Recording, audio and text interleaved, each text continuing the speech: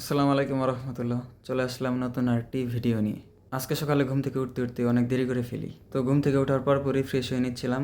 আর এরপরে যাব মুরগি ও কবুতরগুলোকে খাবার খাওয়াতে। আজকে আমি ঠিক করেছি যে আজকে সব কাজ শেষ করে সন্ধ্যার দিকে আমি আমার রুমটি গুছাবো, কিন্তু সকালে ঘুম থেকে উঠে দেখতে পেলাম আম্মু আমার রুমটি প্রায় অনেকাংশেই গুছিয়ে ফেলেছে। শুধুমাত্র আমার কাপড় রাখার আলনাটাই একটু অগোছালো ছিল, তাই সিদ্ধান্ত নিয়েছি সব কাজ শেষেই আলনাটাও গুছিয়ে ফেলবো।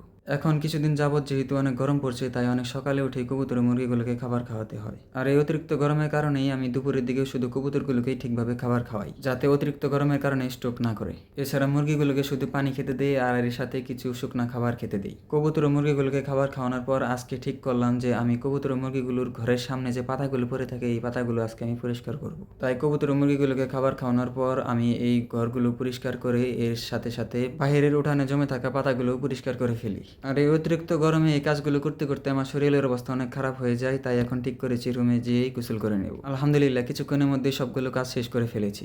এরপর রুমে এসে গোসল করে নিই, তারপর কিছুক্ষণ পড়াশোনা করে একটি কাজ করার জন্য বাসার থেকে বাইরে চলে যাই। তো কাজ শেষে যখন বাসায় ফিরছিলাম তখন পাখির দোকানে অনেকগুলো কোয়েল পাখি দেখতে পাই, আর কোয়েল পাখি দেখার পরে সিদ্ধান্ত নিই যে 3টি কোয়েল পাখি আমি পালার জন্য নিয়ে যাব। আর এই 3টি পাখি হচ্ছে মহিলা পাখি, যাতে ডিম পারলে ডিম খেতে পারি।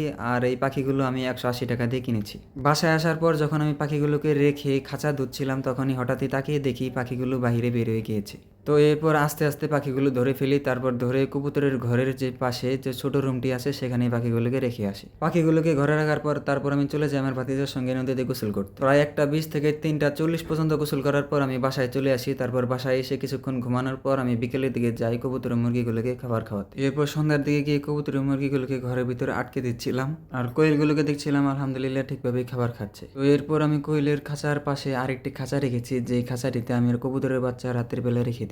অতিরিক্ত গরমের কারণে কবুতরের কাঠের ঘরগুলোর ভিতরে রাত্রেবেলা গ্যাসের তৈরি হয়, আর এই গ্যাসের কারণে কবুতরের বাচ্চাগুলোর চোখ ফুলে যায়, তাই এই কবুতরের বাচ্চাগুলো রাত্রেবেলা খোলা খাঁচায় রেখে দিই। সন্ধ্যা হওয়ার কিছুক্ষণের মধ্যে সবগুলো কাজ শেষ করে আমি রুমে চলে আসি, তারপর লেগে যায় আলনাটি গোছাতে। যেসব কাপড়গুলো আমি ব্যবহার করি আর যেসব কাপড়গুলো আমি ধুয়ে দিই সেই কাপড়গুলো আমি ঠিকভাবে না গুছিয়ে এভাবে এলোমেলো করে রেখে দিই। তাই অনেকদিন একটা না কাপড় না গোছানোর কারণে আলনার এই অবস্থা হয়ে গিয়েছে।